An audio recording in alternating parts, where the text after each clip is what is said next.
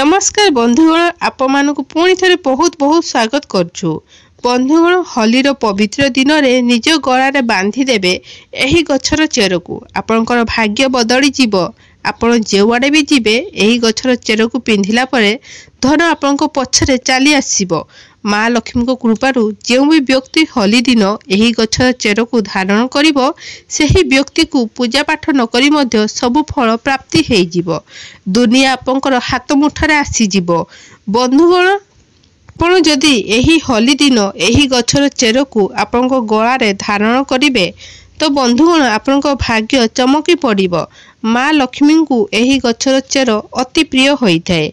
जो भी व्यक्ति होली दिन एही गछर चेर को निज गळारे धारण करिवो सेही व्यक्ति को करोड़पति हेबाकू कौनसी शक्ति अटकाई पारिबो नाही।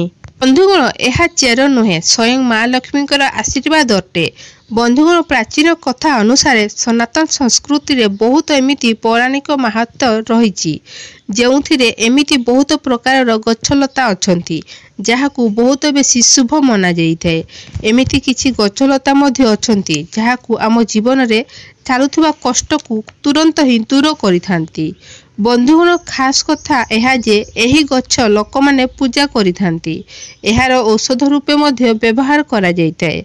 गछलता बहुत प्रकार बेमारी को मध्य ठीक करिथांती एवं वेद पुराण रे भी केउ प्रकार गछलतार उल्लेख मध्य अछि जेमिति तुलसी गछ, अश्वत्थ गछ एमाने आम सनातन धर्म रे बहुत महत्व रही।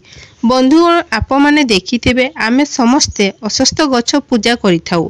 आमे माने अश्वत्थ गछर पूजा काहेकि करिबा उचित काहेकि ना गछलतारे एमिति किछि आलौकिक शक्ति रही थाए जहार दम रे बहुत कम समय रे आमको बहुत भल परिमाण बा फल मिली थाए।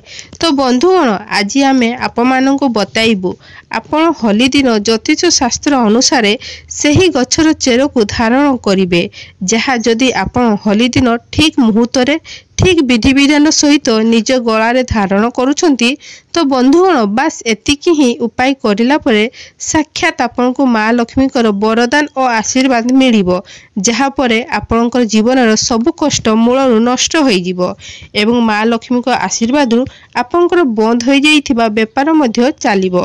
आपनकर जीवन रे धन आसीबा आरंभ होई जिवो। जेमिति ही आपण एही गछर चेर को निज गळारे धारण करिवे जहा बाबद रे आज आमे एही वीडियो रे आप माननको बताइबाकू जाउछु। तो बंधुगण, जदि आपण माने मानिकी चलतु आपनकर जीवन रे धन आसीबार सब रास्ता खोली जिवो। एही होली परे आपनकर जीवन रे धन जो धन आसीबो सेही धन वृद्धि हेबो एवं आसुथिबा समय रे आपनकर बहुत कल्याणकारी हबो एवं बहुत सौभाग्यशाली हबो। बंधुगण, होली पावन पर्व आम हिंदू धर्म रे एक विशेषता खास महत्व रही। होली दिन सबु व्यक्ति तांकर राग रुषा भेदभाव को छाड़ी एही पर्वटी मानी थांती एवं बंधुगण, होली दिन ही लक्ष्मी जयंती मना हेई थाए। आपण माने जानिछंती बंधुगण, 25 मार्च 2024 को पड़ुथिबा होली दिन ही एथर चंद्रग्रहण मध्य लागिबाकू जाउछि। बंधुगण, हिंदू पंचांग अनुसार लक्ष्मी जयंती और चंद्रग्रहण जहाँ एथर होली दिन पड़ुछि एमिति शुभ समय पूरा 242 वर्ष पर आसीअछि। देखंतु बंधुगण, वेद पुराण रे बता जाइछि कि लक्ष्मी जयंती दिन माँ लक्ष्मी बहुत बेसी प्रसन्न मुद्रारे रही थांती एवं तांकर दुईटी हाथरू निज भक्त मानक उपरे तांकर कृपा वर्षा करिथांती। लक्ष्मी जयंती दिन निजे माँ लक्ष्मी धरित्री को भ्रमण करने आसी थांती एवं तांकर वाहन रूपे पेचाकू नहीं पूरा धरित्री को भ्रमण करिथांती एवं चंद्रग्रहण दिन जेकोसी उपाय करा जाय थाए सेही उपाय खाली जाई न थाए। किंतु एथर होली दिन आपण माने एही गछर चेर को धारण करूछंती तो जहा बाबद रे आजिर एही वीडियो रे आमे आपनको बताइबाकू जाउछु। तो बंधुगण, आपनको माता लक्ष्मी सेही आशीर्वाद और वरदान निहाती मिलिबो। बंधुगण, एही गछर चेर को धारण करि सारला परे विश्वास करंतु आपन जीवन समस्त प्रकार कष्ट चिंता सबू आपको मुक्ति मिल जिवो। गछर चेर को आमे आपन को धारण करने को बताइबू सेही गछटी हेला जहाँ माँ लक्ष्मी अति प्रिय होई थाए। एही गछरे माँ लक्ष्मी दिव्य शक्तिर बास रही थाए। और लक्ष्मी जयंती दिन निजे माँ लक्ष्मी एही गछ को बास करने आसीथांती। और जदि आपण माने सही मुहूर्त ठीक विधि विधान सहित एही गछर चेर को धारण कर दउछंती तो बंधुगण होली दिन होली परे आपण आपन जीवन समस्त प्रकार कष्ट मुक्ति मिली जिवो एवं माँ लक्ष्मी को आशीर्वाद रु एही होली परे आपण को करोड़पति हेबाकू केही अटकाई पारिबे नाही।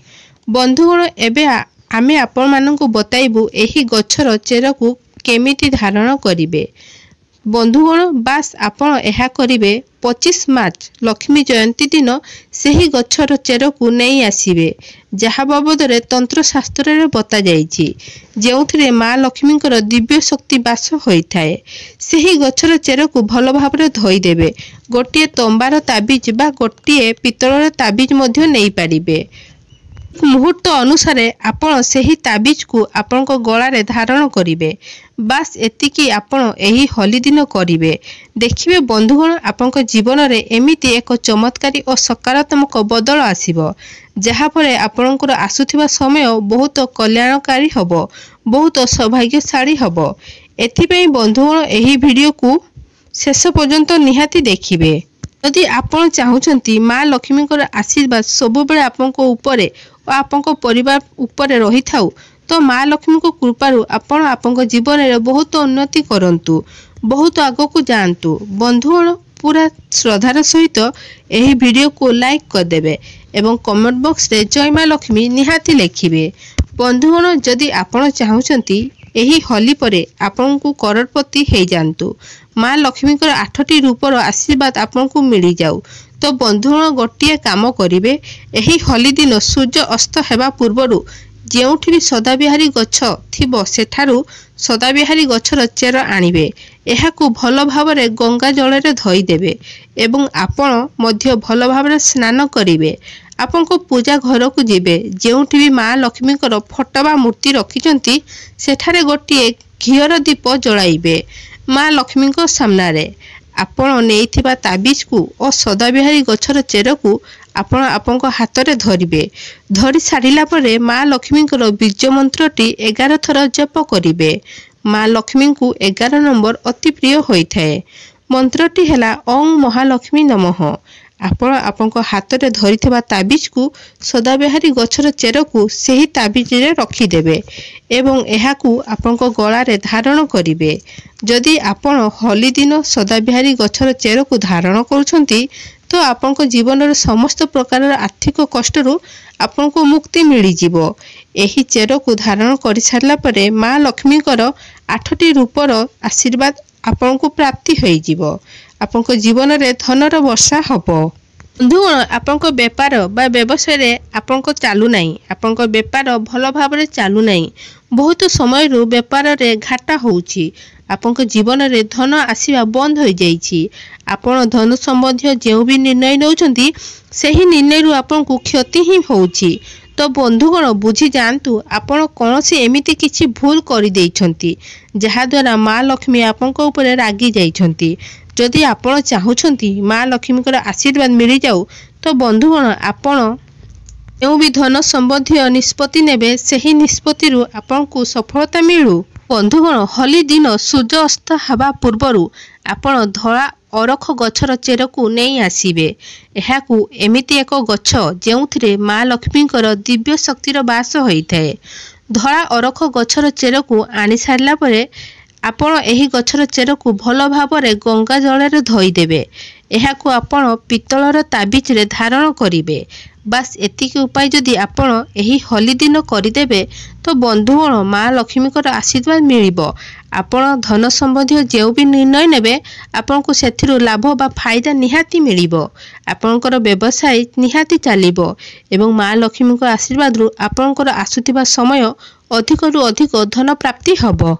बंधुगण जदि आपण एपर्यंत आम वीडियो को लाइक करनांती तो निहाती लाइक करंतु। बंधुगण आपण बहुत समय रु आपणकर देह भल रहुनै, आपण एहाकु नै बहुत बेसी चिंतार अछंती। तो बंधुगण बास आपण एहा करंतु। एही होली दिन जेउ भी कड़ा धतुरा गछ चेर को आनिबे, एहाकु भल भावरे गंगा जल रे धोई देबे एवं होली दिन आपण ଆପଣଙ୍କ ଗଳାରେ ଧାରଣ କରିବେ। ବାସ୍ ଏତିକି ଉପାୟ ଯଦି ଆପଣ ଏହି ହୋଲି ଦିନ କରିଦେବେ ତ ବନ୍ଧୁଗଣ ବିଶ୍ୱାସ କରନ୍ତୁ ଆପଣଙ୍କର ଦେହ ବାରମ୍ବାର ଖରାପ ହେବ ନାହିଁ। ଏହାରୁ ଆପଣଙ୍କୁ ମୁକ୍ତି ମିଳିଯିବ। କାହିଁକି ନା ଏହା ଏକ ଏମିତି ଗଛ ଯେଉଁଥିରେ କେଉଁ ଦେବୀ ଦେବତାଙ୍କର ବାସ ହୋଇଥାଏ। ବନ୍ଧୁଗଣ ଅମୃତରୁ କିଛି ବୁନ୍ଦା ଏହି ଗଛ ଉପରେ ପଡ଼ିଥିଲା। ଆଶା କରୁଛି ବନ୍ଧୁଗଣ ଆଜିର ଏହି ଭିଡ଼ିଓଟି ଆପଣମାନଙ୍କୁ ଭଲ ଲାଗିଥିବ। ବନ୍ଧୁଗଣ ଭିଡ଼ିଓଟି ଭଲ ଲାଗିଲେ ନିହାତି ଲାଇକ୍ କରିବେ। ଆମ ଚ୍ୟାନେଲକୁ ଯଦି ଆପଣମାନେ ନୂଆ ଆସିଛନ୍ତି ତ ନିହାତି ସବସ୍କ୍ରାଇବ୍ କରିବେ। ପାଖରେ ଥିବା ବେଲ୍ ଆଇକନକୁ ନିହାତି କ୍ଲିକ୍ କରିବେ ଏବଂ କମେଣ୍ଟ ବକ୍ସରେ ଜୟ ମା ଲକ୍ଷ୍ମୀ ନିହାତି ଲେଖିବେ। ଭିଡ଼ିଓକୁ ଆପଣମାନଙ୍କ ସାଙ୍ଗସାଥିମାନଙ୍କ ସହିତ ନିହାତି ସେୟାର କରନ୍ତୁ।